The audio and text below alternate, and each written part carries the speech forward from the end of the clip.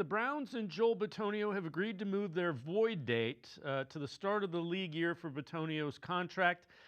Joel would have counted $23.5 million in dead cap space if he had retired. Longtime Browns beat reporter Tony Grossi with his thoughts on Joel Bitonio.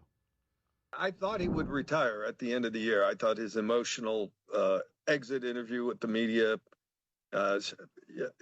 spoke to the fact that he was reflecting on his career and thought it was over.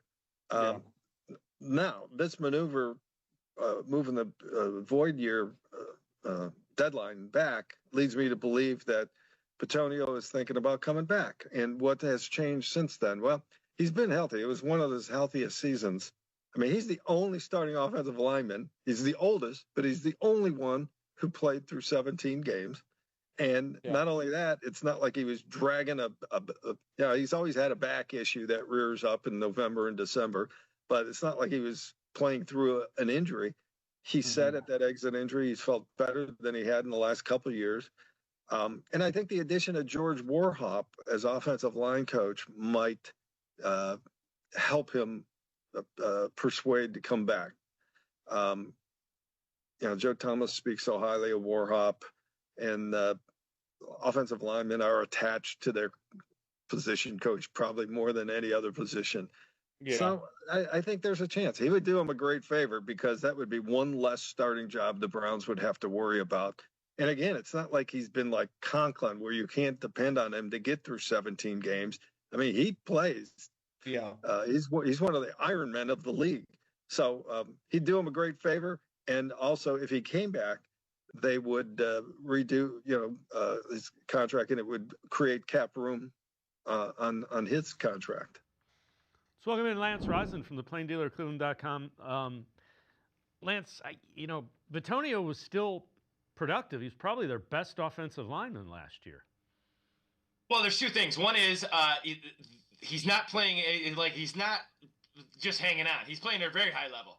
If I'm Todd Monk and I'm fixing things with Wyatt Teller and I'm doing everything I can to get Joel Bitonio back, because that would be the foundation of this offensive line. Now with Warhop, with Monken, two things are going to happen. One is Warhop and Monken like to tell the why. That's very Callahan-like. So we're not just going to go through, when we're young coaches, we just rep stuff and we work stuff, and that's part of it too. And you have to fundamentally get better. But the thing that Callahan would do is he tells the lineman, I got to watch him every day. He would say, hey, when we're doing this is what the linebacker is going to do. When we're doing this is what your front's going to do. So he would tell you the why. That's what happens when you get veteran coaches. So that's huge in terms of getting Joel Bitonio back. Now the other thing, these guys are going to pull again, and they're going to be zoned. They're going to also run counter, power, pin and pull. Get Joel Bitonio out in front, which he loves to do. So there's two things that really can help that. I think Joel Bitonio coming back would give you a chance to get Wyatt Teller back. I think Wyatt Teller's issues was with the old staff, and hopefully they can get him back as well, because he's playing at a high level as well. You go out and you get a center. You move a couple guys down into guard, draft a couple tackles. Not saying it's going to be a great offensive line, but it can be better quickly if those two guys could stay. But especially Joe Bitonio, he's playing at a really high level still. Yeah, and I would agree. The reason you push that back is because there's a decent chance that you don't push the decision back if you're retiring. You're at least considering coming back if you push it back.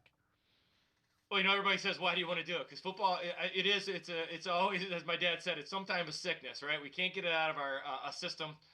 Every year, as an older guy, I look for a job. It's football is in your blood, and it's really weird. And those guys take such a pounding, and people talk about his success. That's really, wins and losses are a part of it. But being in that locker room, being in that huddle, doing those things, this guy loves to play, and you could see it when he's out there. He never misses. Rarely misses. Practices really hard. A good leader, great guy, great representation for Cleveland Browns, and you'd love to see him come back. Not just because sentimentally he won back, because he's a really good All-Pro offensive lineman.